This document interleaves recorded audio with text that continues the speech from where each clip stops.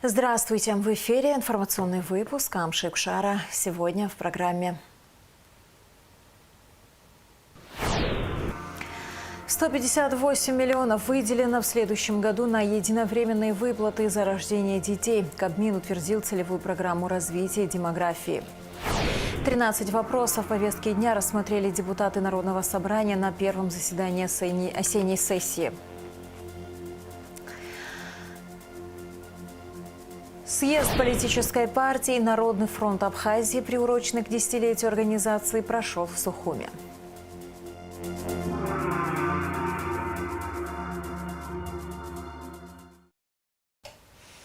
158 миллионов выделено в следующем году на единовременные выплаты за рождение детей. Кабмин утвердил целевую программу развития демографии.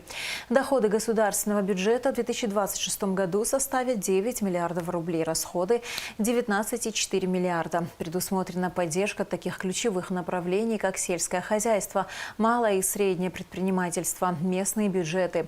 Члены правительства также одобрили бюджеты 6 внебюджетных фондов. Заседание Кабинета министров, репортажа Элиты Рутюнян. Главный вопрос повестки дня очередного заседания правительства – рассмотрение проекта закона о республиканском бюджете на 2026 год. Объем доходов госбюджета составит 19 миллиардов рублей, а расходов – 19,4 миллиарда.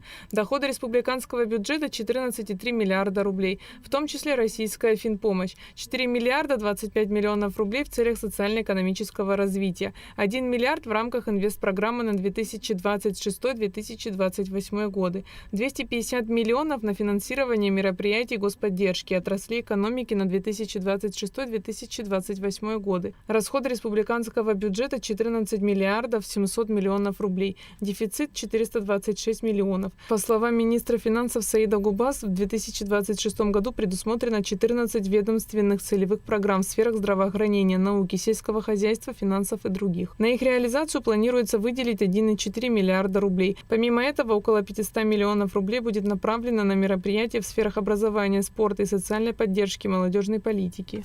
Параметры бюджета соответствуют задачам, которые поставил президент Бадра Гунба, отметил премьер-министр Владимир Делба, характеризуя главный финансовый документ страны. Проект закона о республиканском бюджете на самом деле отражает основные задачи и функции государства в его финансовом обеспечении. И параметры, которые сегодня представлены в докладе министра финансов, конечно, нам задают особую ответственность и особый тон в его исполнении, как по доходам, разумеется, так и по расходам. В 19 миллиардов рублей доходы – это, как всегда, по практике исполнения бюджета, это только предусматриваемые прогнозные значения. Исполнение, как правило, всегда мы ожидаем с нарастанием, но посмотрим, как это получится в следующем году. И, соответственно, расходы на уровне 19,4 миллиарда рублей. Дефицит, Саид Гуранович, я так понимаю, дефицит у нас не повлияет на финансовую стабильность в таком объеме, да, в 426 миллионов рублей, да? В рамках бюджета поддержку окажут ключевым отраслям экономики, сельскому хозяйству, малому и среднему бизнесу, местным бюджетам. Члены правительства также рассмотрели проекты бюджетов 6 внебюджетных фондов. Бюджет фонда инвалидов ОВН на 2026 год претерпел изменения как по доходам, так и по расходам. Доходы и расходы бюджета запланированы в сумме 301 миллион 232 тысячи рублей. На реализацию госпрограммы «Жилище-2026-2028» предусмотрено 240 миллионов рублей из республиканского бюджета. Согласно программе, каждый участник может получить финансовую помощь в размере до 1,2 миллионов рублей. Кроме того, на каждого члена семьи участника предусмотрена дополнительная выплата до 100 тысяч рублей. При этом общий максимальный размер всей помощи одному участнику вместе с выплатами на членов семьи не может превышать 1,7 миллионов. За 9 месяцев 2025 года жильем в рамках реализации программы «Жилище» было обеспечено 27 семей. В программу устанавливаются приоритетные категории граждан, имеющие право на участие в программе. Это инвалиды первой группы Отечественной войны народа Абхазии, семьи лиц погибших или пропавших без вести во время войны, а также лиц, погибших и пропавших без вести при исполнении служебных обязанностей, при выполнении долга гражданина Республики Абхазия по спасению человеческой жизни. Также многодетные семьи, имеющие 3 или более детей, лица, на иждивении которых находится ребенок-инвалид или инвалид с детства, дети-сироты. Осознаем, откровенно говоря, что не 1 200 000 действующие, не 1 700 000, которые предусмотрены с 2026 года, порог максимальный, да, 1 700 000 у нас, он, конечно, не всегда помогает полностью, значит, изменить жизненную ситуацию у людей, но если работать в условиях субсидирования, софинансирования, как мы иногда говорим, или в складчину, да, то тогда результаты наверняка будут лучше, чем нынешние. Поэтому предлагаю поддержать программу, начнем ее со следующего года реализовывать. И очень попросил бы, и здесь тоже эффективность мы должны, конечно, оценивать, да, ну и в процессе реализации этой программы абсолютно это не означает, что она должна вот в таких параметрах закончиться в 2028 году. Если мы будем располагать возможностью, да, то обязательно можно вносить параметры, да, изменения, как в текущем году, так и в следующем году. Может, какие-то иные механизмы, о которых мы говорим за счет других фондов, но это тоже хорошее подспорье для наших граждан, которые участвуют в этой программе. Общий объем финансирования программы развития демографии на следующий год составит 158 миллионов рублей из бюджета Фонда репатриации. Программа предусматривает единовременные выплаты семьям за рождение детей в период с 1 января по 31 декабря 2026 года. 100 000 рублей за первого и второго ребенка, 200 000 рублей за третьего и четвертого ребенка, 300 000 рублей за пятого и последующего ребенка. 50 миллионов из бюджета Фонда репатриации планируется направить на программу ЭКО, что на 20 миллионов больше, чем в 2025 году. 150 миллионов рублей будет выделено на программу по рождению ребенка абхазской национальности. В 2025 году сумма составила 120 миллионов. Проект программы развития демографии на 2026 год направлен на сохранение демографической безопасности в Республике Абхазия и создание условий, необходимых для улучшения демографической ситуации в целом, путем стимулирования рождаемости детей абхазской национальности. Основной задачей данной программы является осуществление дифференцированной единовременной денежной выплаты семьям, постоянно проживающим на территории Республики Абхазия. Ключевое отличие программы на 2026 год заключается в значительном усилении поддержки многодетных семей за счет сдвига порога выплаты в 200 000 рублей на третьего ребенка и введения нового максимального размера поддержки в размере 300 000 рублей. Выплаты по настоящей программе будут распространяться исключительно на детей, рожденных в 2026 году. С нового года предлагается повысить единовременные выплаты по рождению ребенка. Для работающих родителей с 27 000 до 50 000 рублей. Для неработающих родителей с 22 до 40 000 рублей. Также утвержден максимальный размер ежемесячных пособий. По временной нетрудоспособности 22 670 рублей. По беременности и родам 30 300 рублей. Фондом был проделан огромный объем работы при... В первую очередь, вашей поддержке, Владимир Валерьевич, были увеличены все виды пособия по государственному социальному страхованию в 2 и более раза. Бюджет фонда на 2026 год разработан с учетом ранее произведенного увеличения всех видов пособий. Такие пособия, как по уходу за ребенком, достижение возраста 7 лет, достижение от 1,5 лет, мы повысили до 7 000 рублей. Раньше эта сумма составляла 1000 рублей, потом мы ее повысили до 3, а сейчас она составляет 7 000 рублей. Что учесть нужно каждому. Раньше эта сумма выплачивалась, даже при рождении двойни или тройни выплачивалась одной суммой. Сейчас мы сделали на каждого ребенка по отдельности. На 2026 год по всем нашим социальным обязательствам, буквально по всем социальным обязательствам произошла индексация. Еще раз хочу отметить, что социальные обязательства финансируются за счет вот этих бюджетов, о которых мы сейчас с вами рассмотрели. В одном случае произошла индексация путем прямого индексирования, в другом случае произошла индексация изменением подходов, критериев. Это та социальная политика, которая реализуется на протяжении последних лет, и в 2026 год, естественно, не исключение. И здесь темпы роста опережающие, текущий, как говорится, текущий год. Очень рассчитываем на то, что, как и прежде, приоритетным будут являться именно эти расходы. Социальные, социально значимые расходы нам позволит улучшить качество жизни наших граждан. Это ключевая задача нашей с вами работы. 2026 год тоже станет базовым, отправной точкой для того, чтобы мы ориентировались на обозримую перспективу.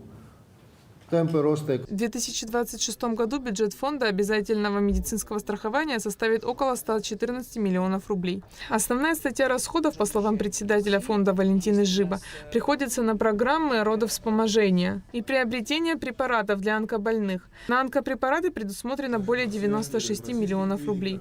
Кабмин Абхазии одобрил проект соглашения о сотрудничестве с Кабардино-Балкарией. Документ предусматривает торгово-экономическое, научно-техническое и культурное взаимодействие между сторонами. Также члены правительства одобрили соглашение между ГТК Абхазии и Таможенным комитетом Южной Осетии о сотрудничестве в области таможенного дела. Аэлита Арутюнян, Давид Хашик, Абхазское телевидение.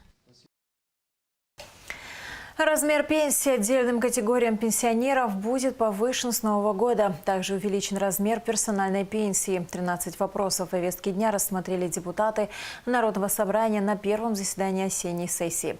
Кроме того, народные избранники утвердили кандидатуру Дамира Квициня в должности первого заместителя генпрокурора. Кугуца Вардания расскажет подробности. В Абхазии установлена нулевая ставка НДС на услуги, оказываемые оператором аэропорта при международных воздушных перевозках иностранным авиакомпаниям. На первом заседании осенней сессии парламента депутаты внесли изменения в закон о налоге на добавленную стоимость. Поправки приняты в окончательном чтении. При рассмотрении данного законопроекта в мае месяце, когда комитет поддержал данную инициативу, было оговорено условие, что после того, как будет реализована эта норма, аэропорт заработает, что правительство разработает и представит все те услуги, которые были включены в перечень правительства, что они будут оформлены в виде законопроекта, чтобы исчерпывающий перечень устанавливал именно парламент. И в целях реализации данной рекомендации комитета те услуги, которые оказываются в аэропорту, и в соответствии с перечнем, утвержденным правительством, были включены в законопроект и представлены на ваше рассмотрение. По мнению депутатов, нулевая ставка НДС положительно скажется на стоимости авиабилетов и позволит уменьшить тарифы на услуги воздушной гавани. Парламентарии отметили, что законопроект может быть отменен в любой момент по инициативе народных избранников. Понятно, что этот аэропорт, возможно, сегодня не рентабельный, ну а завтра он может быть рентабельным. Почему мы себе это ставим неограниченные, в рамки какие-то не ставим? 2-3 года может быть. Если необходимость будет, потом пересмотрим. Если реально необходимость в том, что не пошло на рельсы рентабельности. Нашей с вами задачей, на мой взгляд, что мы все друг другу помогли и сделали так, чтобы этот аэропорт встал на ноги и начал нормально функционировать. Нам это очень важно, как жителям нашей страны. Большая просьба поддержать. К тому, что говорит Кан Валерьевич, любому депутату, дай бог, чтобы работа нашего аэропорта вышла на такой уровень рентабельности, когда депутаты будущих созывов будут думать о том, чтобы не стоит ли отменить введенные эти льготы. Но сегодня это очень важно. В любой момент можно любому депутату, обладающему законодательной инициативой, выйти с такой инициативой. Парламент во втором окончательном чтении внес изменения в закон о персональных пенсиях в Республике Абхазия. Изменения предусматривают установление размера персональной пенсии в 13 тысяч рублей в месяц. Сейчас она составляет 12 тысяч рублей. Принятие данного проекта закона затронет 106 человек. Далее депутаты закрытым голосованием назначили на должность первого заместителя генпрокурора Дамира Квициня. Его кандидатура была представлена генеральным прокурором Адгуром Агарба. С учетом его опыта работы в органах прокуратуры, многолетнего опыта, я думаю, что он нам всем будет полезен и обязательно оправдает то доверие, которое сегодня на него возложено. Большое спасибо всем депутатам, присутствующим и поддержавшим кандидатуру Тамира Петини. Спасибо. Благодарю за депутата. Вторые слушаю.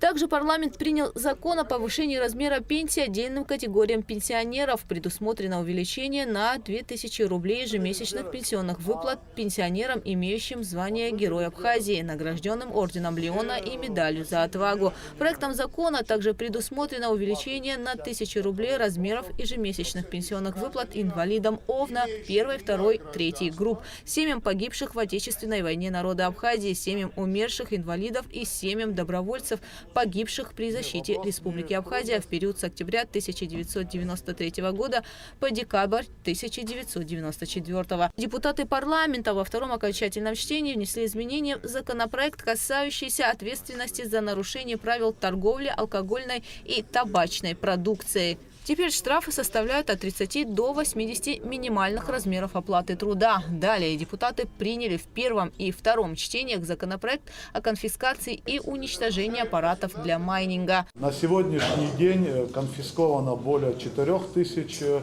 аппаратов, которые хранятся на складе Госкомитета по стандартам. После той нормы, которую вы приняли в 2024 году, и когда вступила в силу санкция о конфискации, с этого времени конфисковано по решениям суда более 2000 аппаратов. Парламент внес изменения в Кодекс об административных правонарушениях, который предусматривает применение штрафных санкций в отношении водителей транспортных средств при превышении скорости движения. Действующая норма от 10 до 30 км в час предлагается в данном законопроекте от 20 до 40 км в час. То есть участнику движения предоставляется возможность, может автомобиль не очень исправлен, да, дается дополнительные 10 км в час, в рамках которого он может превысить данную скорость. Следующий вопрос касался туристической индустрии и санитарных норм на местах общественного питания. Раньше закрыть заведение за нарушение санитарных условий могли на 90 дней. Согласно решению депутатов, теперь этот срок составляет 30 дней. Мне кажется, что 30 суток вполне достаточно для исправления большинства проблем, которые есть в тех или иных объектах. Если они не исправят их, если они не исправят эти проблемы, их всегда можно приостановить еще раз. Народные избранники включили часть имущественного комплекса туристической гостиницы «Амткел» в городе Сухум по улице Кабардинская в перечень объектов, подлежащих приватизации и утверждению условий приватизации. Гугу Савардания, Камила Джопуа, Абхазское телевидение. Перспективы межпарламентского сотрудничества обсудили спикер Народного собрания Абхазии Лаша Ашуба и вице-спикер Государственной Думы России Владислав Даванков. Российский парламентарий прибыл в Абхазию для участия в юбилейном 10-м съезде политической партии «Народный фронт Абхазии» по приглашению ее председателя Лаши Сакания. Лаша Ашуба и Владислав Даванков выразили уверенность в дальнейшем плодотворном взаимодействии, направленном на укрепление дружественных связей между Абхазией и Россией. Вы знаете, что 1 декабря 2022 года мы с господином Володиным подписали соглашение о сотрудничестве. Это позволило придать дополнительный импульс нашим взаимоотношениям. Общаемся, в общем-то, на регулярной основе, оказываем содействие руководству наших стран в рамках нашего парламентского измерения. Да. Также много личных контактов с депутатами, что, несомненно, важно. Сегодня знаю, что вы посетите и юбилейное мероприятие молодой политической партии. Также за это вас благодарим, потому что подобного рода взаимодействие оно чрезвычайно важно для двусторонних отношений. В общем-то, добро пожаловать в Республику Абхазия. Знаем ваше отношение к нашей стране, к нашим согражданам. Ну и будем, конечно, продолжать и наращивать наше взаимодействие. Мы действительно стараемся поддерживать постоянные связи, дружеские связи, рабочие связи. Я был свидетелем подписания того соглашения. Ну и с тех пор, на мой взгляд, отношения только развиваются. Мы содействуем во всем руководству наших стран поддерживаем законодательно те решения, которые приняты. Ну и, конечно, такие контакты, они позволяют лучше узнать наши страны. Вот я вчера рассказывал то, что был в Музее воинской славы. Но вот каждый раз Абхазию узнаю по-новому. В этот раз я по-настоящему понял, насколько важна вот независимость и борьба за независимость, как она проходила. Это оставило большое впечатление. Сегодня посетим тоже. Целая такая у нас большая программа, в том числе съезд. Договорились дружить, обмениваться опытом. У каждой партии есть свои программы, есть свои проекты, которые можно делать какие-то совместно, просто обмениваться опытом. Вчера встречались с руководством МВД, поговорили про молодежь, про нашу. Многие проекты, которые здесь есть, они тоже там созвучны, которые есть в России по борьбе с наркотиками, в целом воспитание нашей молодежи. Съезд политической партии «Народный фронт Абхазии», приуроченный к десятилетию организации, прошел в Сухуме. В мероприятии приняли участие вице-президент Абхазии Беслан Бигвава, спикер парламента Лаша Ашуба, вице-спикер Госдумы России Владислав Даванков, депутаты Народного и городского собраний, члены партии и общественность. Репортаж Гундышова. До начала мероприятия, посвященного десятилетию партии «Народный фронт Абхазии», гости и члены партии почтили память погибших в Отечественной войне народа Абхазии. В церемонии возложения цветов в Парке Славы приняли участие министр просвещения республики, члены партии и представители молодежных военных организаций. Открывая юбилейный съезд, председатель партии Лаша Саканя отметил, что партия поддерживает курс президента Бадры Гунба. Он отметил, что 10 лет партии не просто символ времени, а рубеж зрелости и итог большой и честной работы. Все эти годы партия ставила перед собой единую, неизменную задачу – обеспечение стабильного развития Республики Абхазия, укрепление ее международных позиций и поступательное движение вперед в экономике, культуре и социальной сфере. Как основатель и председатель партии я убежден, эти цели впредь останутся основным вектором нашей политической деятельности. Мы начинали как молодые управленцы, искренне веря в идею служения Родине. С каждым годом мы становились сильнее, опытнее и увереннее.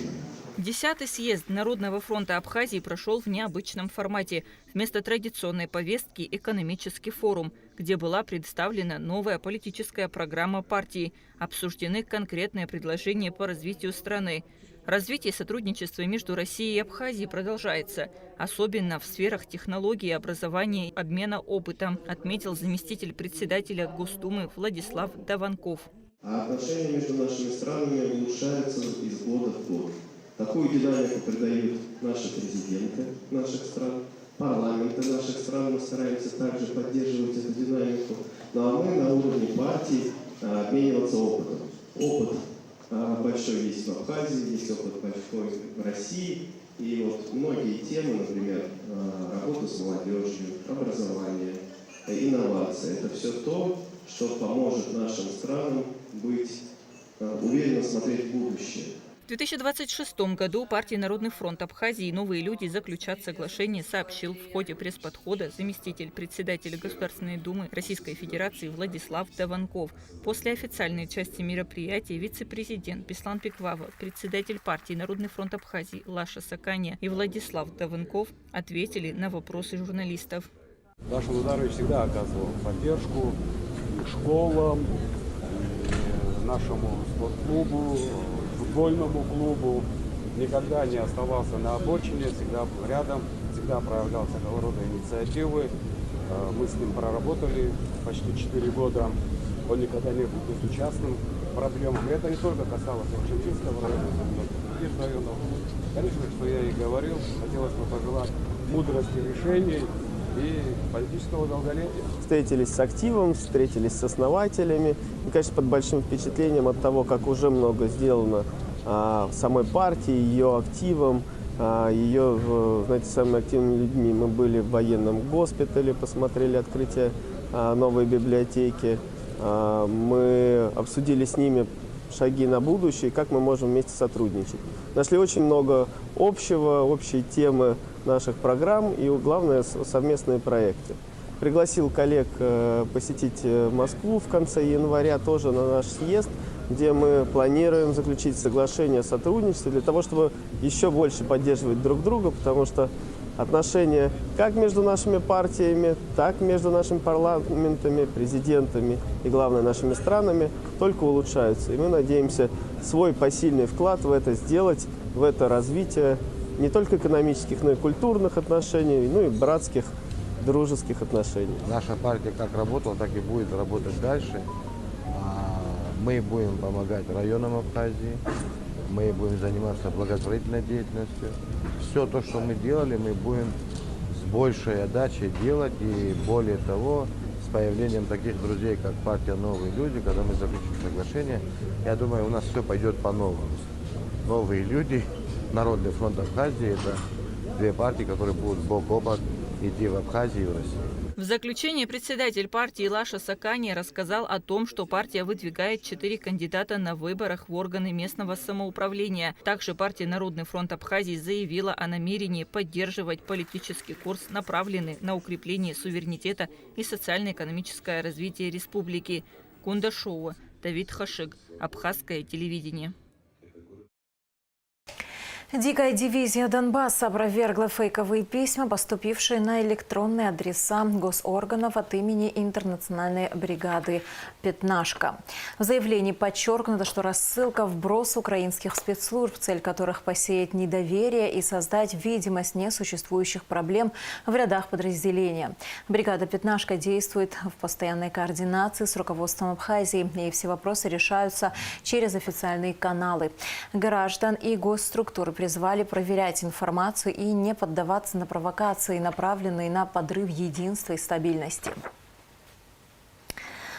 В Абхазию прибыла группа сотрудников МЧС России, состоящая из специалистов различного профиля. Главная цель приезда российских спасателей – оказание содействия абхазским коллегам в решении текущих проблем и определение перечня первоочередных мер по повышению качества работы, технического оснащения и новых подходов в решении задач по защите населения при возникновении чрезвычайных ситуаций. В течение рабочей недели российские специалисты будут работать во всех районных подразделениях МЧС Абхазии, определять параметры конкретной поддержки того или иного подразделения. По итогам будет сформирован совместный план действий МЧС России и Абхазии по сотрудничеству и взаимопомощи. Решение о приезде группы сотрудников спасательного ведомства России в Абхазию было принято по итогам встречи в Москве министров Александра Куренкова и Льва Квициния. МЧС Абхазии передан набор бензопил, применяемых при устранении последствий чрезвычайных ситуаций. 10 наборов спецоборудования помогут спасателям в экстренных случаях при распиле упавших деревьев или обрушении деревянных конструкций. Вице-премьер-министр внутренних дел Абхазии Роберт Киут, передавая специнструменты, отметил важность обеспечения сотрудников МЧС всем необходимым для оперативного и качественного устранения последствий ЧС. Глава спасательного ведомства Лев Квициния поблагодарил за оказанную поддержку и выразил уверенность в том, что спасатели сделают все возможное, чтобы успешно справиться со всеми поставленными задачами. К другим новостям. В Абхазском государственном университете начались ежегодные семинары по повышению квалификации для учителей абхазского языка и литературы. В этом году в них участвуют 48 педагогов из всех районов Абхазии, в том числе школы-интерната. Лекции проводят профессоры и преподаватели кафедры абхазского языка и литературы АГУ. Семинары будут проходить 2 дня. Задача – расширить кругозор учителей, ознакомить их с различными методиками преподавания. Курсы организованы Республиканским центром повышения квалификации и переподготовки специалистов при АГУ совместно с Министерством просвещения. Сегодня мы начинаем семинар по абхазскому языку и литературе, семинар-практикум по абхазскому языку и литературе для учителей общеобразовательных школ. Семинар это 2-дневный, он включает в себе и теорию, и практику. Присутствуют учителя с разных районов. Это Тхуарчала, Чимчира, Гудаута, Гагра, из других районов и наших интернатов.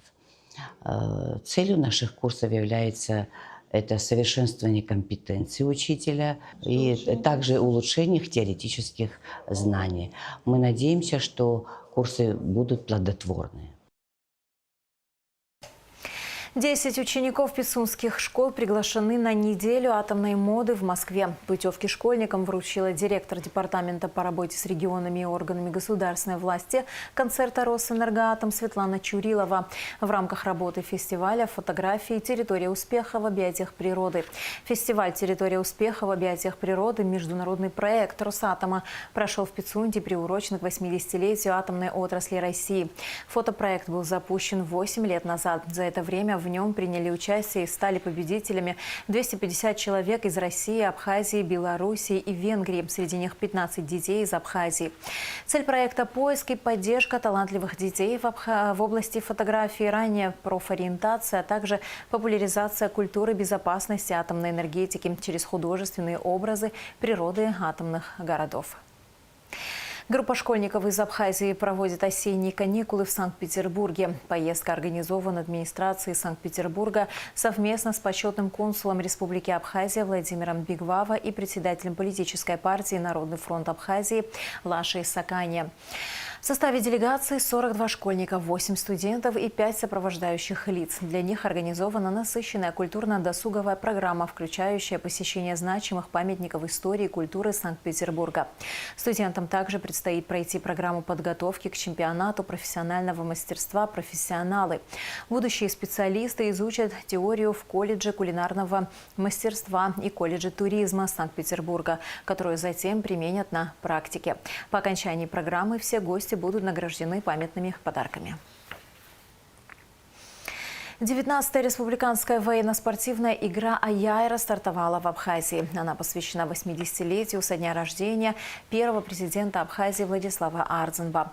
Школьники будут состязаться в строевом шаге с песней, подтягивании, беге на разные дистанции, стрельбе из лука, разборке и сборке автомата, стрельбе из автомата, метании гранаты, перетягивании каната и комбинированной эстафете.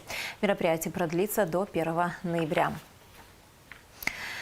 Первый тур чемпионата по национальной абхазской игре «Аймцакячера» завершен. Всего провели 4 игры. Афонский Апсар одержал победу над командой Сухумской школы номер 1. Команда Чело обыграла Кутол. Среди юниоров победу завоевали Сухумские школы номер 1 и номер 5. Следующий тур состоится в селе Чело 2 ноября. Всего запланировано 5 туров. Чемпионат продлится до середины декабря. И в завершении выпуска о погоде. В среду, 29 октября, в Абхазии ожидается облачная погода с прояснениями. С ночи до полудня дождь, гроза. В предгорных районах возможен дождь с градом. Температура воздуха ночью 10-15, днем 12-17 градусов. Температура морской воды 18 градусов.